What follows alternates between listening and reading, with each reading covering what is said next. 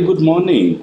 Welcome you all to the NPTEL course on economic operation and control of power system. Today we will be focusing on power flow analysis, and during our last lecture we talked about Newton-Raphson load flow analysis, which is purely for AC circuits. And today we'll talk a little bit more about modified Newton-Raphson and how we can simplify the iterative technique to save time, and which is renamed as fast decoupled. And we'll also look into a very simple load flow analysis popularly known as Gauss-Seidel. I'm very confident that you must have studied Gauss-Seidel and fast decoupled as well as Newton-Raphson during your undergraduate studies.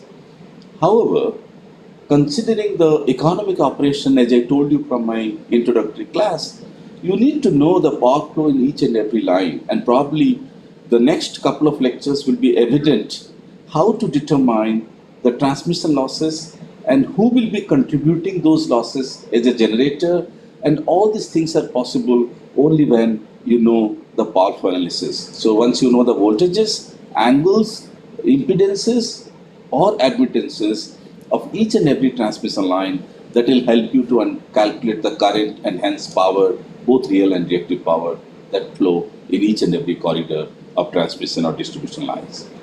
So first of all, let us understand a little bit about what is decoupled power flow. You might have realized during the previous lecture, the Jacobian, which is a very complicated matrix, and the size of the Jacobian is keep on increasing when the size of the system is keep on increasing, okay? So, and then you have to take the inverse of each Jacobian, which is a tedious task. And along with that, calculating each and every term within your Jacobian become also an important issue. So calculation of Jacobian elements and hence inversing those Jacobian again and again become a very, very tough task. So some of the cases where we are interested to have the load flow solutions, but not necessarily to be 100% accurate, we can compromise little bit, okay? So if there is a scope of compromising your load flow solution for some extent, then probably, and to save time and computing facilities, we can move into decoupled power flow, where a couple of assumptions can help us to reduce your Jacobian elements and hence its inversion, okay? Now when you see the Jacobian elements, both P and Q, they are being, we have to carry out the partial differentiation of P and Q with respect to voltage and delta, that is angle. I want to also highlight some of the textbooks do focus on delta as an angle, and some cases they write theta.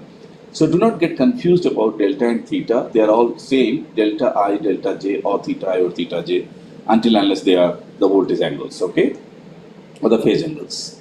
Now the moment you say that P is a function of both V and delta, and Q is a function of both V and delta, then you need to differentiate both P and Q with respect to V and delta to create your Jacobian. But we all know that the voltage magnitudes, they are truly dependent on your Q. Means the Q is responsible for your voltage magnitude, and similarly the P is responsible for your phase angles. So if you say, or if you assume that the P is independent of voltage magnitude, or there is no interactive or dependency between P and voltage, and similarly there is no dependency between Q and phase angle, then probably the differentiation of those components P with respect to delta and Q with respect to, P with respect to voltage and Q with respect to phase angle can be neglected. So that is my pass number 1 and 2. So you can assume that the real power is independent of voltage magnitude, and the reactive power is independent of phase angles.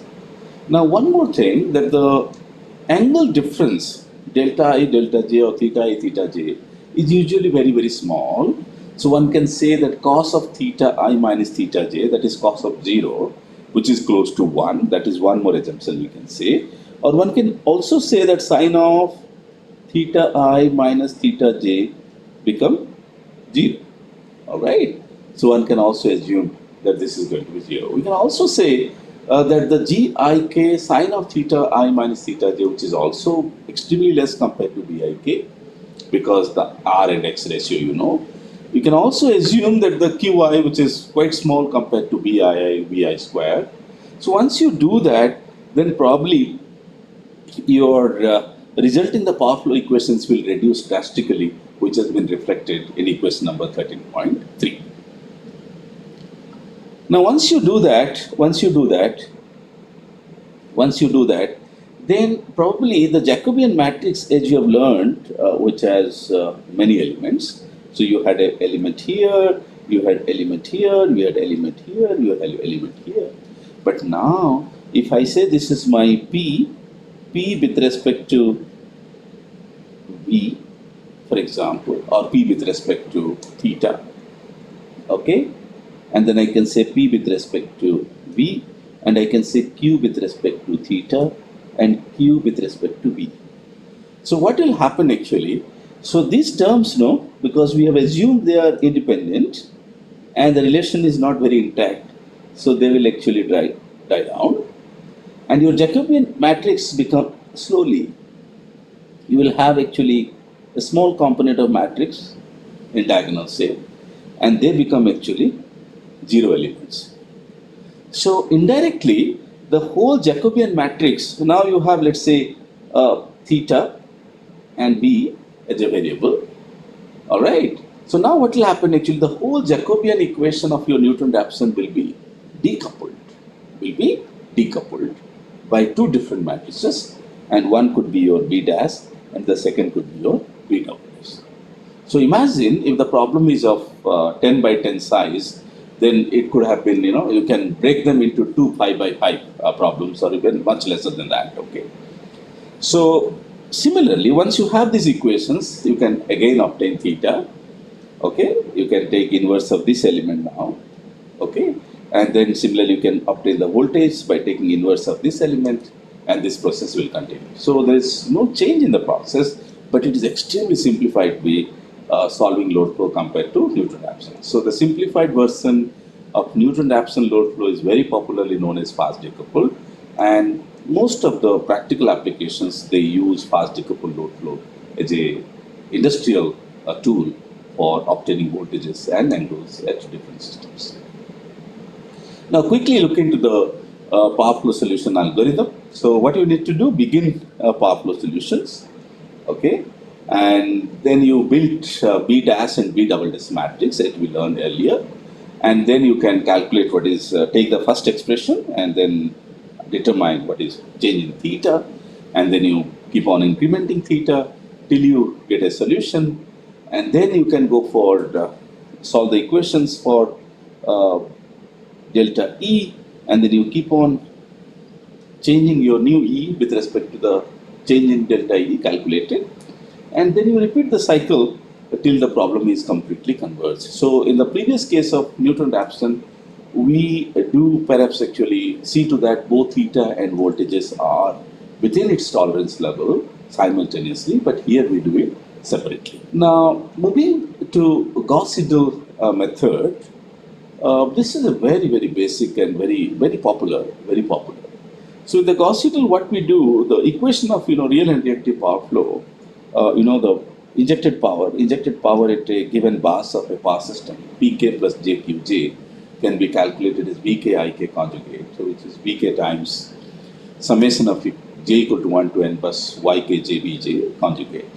And then if you simplify, probably you can calculate the voltage at each bus can be solved for by using Gauss-Seidel method. The equation for voltages is given by Vk alpha, where alpha is nothing but my iteration number.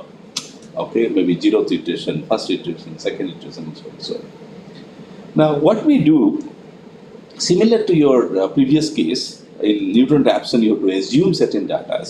So here actually with certain assumption of your initial values, okay, of voltages and real and reactive power known values, you can calculate the Vk. Once you calculate, you keep on substituting in the original equation and move iterative wise, step number 1, 2, 3, till the difference in my voltage from the previous iteration to the next iteration become negligibly small, okay. So once we do, we stop it and we say these are the voltage solutions of my equation. But one interesting thing, you see, it is like a compromise. If you go for Newton-Raphson, as you could see, you can get the solution with very, very few iterations. You can get the solution with very few iterations, no doubt about it. Now, if you go for decoupled, the number of iterations will increase, okay? And if you go for Gauss-Seidel, it will further increase. So maybe let's say it is 3 iterations, this is 10 iterations, and this is 20 iterations, okay? The order will increase significantly. But please remember, the computational time within each iteration of Newton-Raphson will be significantly higher compared to decoupled and compared to Gauss-Seidel. Okay, so this is how you compromise. Either you spend time in each iteration, reduce the number of iterations, or you go for less time in iterations and go for maximum number of iterations. Now here I am skipping this slide because we have already understood what is linear or DC power flow. And one more important part, sometimes you need to model the voltage dependent loads. Means if your load is dependent, because sometimes we say P plus JQ, which is my load, P plus JQ, let's say which is 2 plus J1. That's fine, fixed, okay? So we say irrespective of the voltage, because this load has been connected at a particular bus, and this is my voltage of this bus I. And this is my PI, and this is QI. Now the question is, if this PI and QI become 2 plus J1 fixed, irrespective of the voltage at this bus, then we can say that the load is independent of the bus voltages. However, in most of the cases, this load become dependent on PE. That means the PI become a function of VI, all right, plus J times QI become a function of my VI. If that is the case, then it is a slightly complicated problem, and practically most of the loads are voltage dependent, especially electronic loads in general. For analysis, we have assumed that the load is independent of the bus voltages, that is constant power. However, the power flow can be easily extended to include voltage dependency with both real and reactive load. This is done by making PDI and QDI as a function of VI. Okay, so this is how we have modeled the problem. Now this one small example, you can check it out, and then we can go for a specific example for you understand how the loads are dependent on your voltages. Now there is one interesting term known as dishonest Newton-Raphson. Okay, so it is something like a cheating Newton-Raphson. Okay, Newton-Raphson probably force you to take Jacobian inversions. Okay, but one can proceed with the same Jacobian without taking the inversion. And that is known as dishonest. So means you are not following the procedure, you are doing something, but hopefully you can do the inversion rarely. Maybe 3 iterations, once you can inverse. Maybe 6 iterations you can do twice inverse, something like this. Okay, you can skip your inversion to reduce the complication sometimes. And researchers have felt that even through this process you get the solution with reasonably long duration time. But it is possible. Since most of the time in the Newton-Raphson iteration is you have to spend a lot of time for inversion of the Jacobian. One way to speed up the iteration is to only calculate the Jacobian or inverse occasionally. Okay, calculate the Jacobian and inverse occasionally means don't do in each and every iteration, do it in an interval. Okay, maybe you can say every alternate time I will inverse, or every 3 times I will inverse. Okay. So this is known as dishonest Newton-Raphson. I do not want to complicate your life by teaching so many load flow solutions which are not too much necessary to understand economics, power system economics. So probably, but as a student, it is better to understand these are the scope of solving a load flow solutions for a graduate or undergraduate student. So this is one of the examples that you can go through to understand better. Decoupled load flow we discussed in the beginning, but just as a review. So this is what the clear picture, because in the beginning I haven't given you those details of the matrix representations, but now it is clear. So they have written actually in pen, but now it is clearly visible to you. You can see the elements are dou p upon dou theta, then you have dou p upon dou v, q upon theta, q upon v. So assuming that these terms are existing and these terms are not existing, All right. So then it become completely decoupled problem, and you can solve it similar to Newton-Raphson algorithms. Good. So this is fine. Off-diagonal Jacobian elements. So the same thing again. Theta ij is considered to be very, very small. R is less than x. So gij is less than bij. So you could now see these equations p upon v and q upon theta, or indirectly these elements become 0. Okay, these elements become 0. So what will happen now? Your Jacobian inversion become easier, your decoupling becomes simpler, and then you can solve this problem quite easily. So to summarize the fast decoupled power flow, by continuing with our Jacobian approximation, we can actually obtain a reasonable approximation that is independent of voltage magnitudes and angles. Okay, so P and Q, we can separate it out based on their dependency and make the Jacobian quite simpler. All right. This means the Jacobian needs only be built or inverted once. This approach is known as fast decoupled power flow, popularly known as FDPF. FDPF uses the same mismatch equation as standard power flow, so it should have same solutions. The FDPF is widely used, particularly when we only need an approximate solution very quickly. All right. So this is fine. And then one numerical example, what you can do, dear students, you can take this example which has been given to you, which is a very simple problem, 3-bus system, and you could see there is a slack bus and 2 loads, and there are 3 lines with some resistance and reactances given to you, and slack bus parameters, load parameters are also given to you, the value of P and Q at bus number 2 and 3. Now the question is, try to solve this problem using Gauss-Seidel and using Newton-Raphson, and as well as fast decoupled. All right, so you can try to solve this problem using all the 3 different algorithms and check your voltage and angle at each and every bus.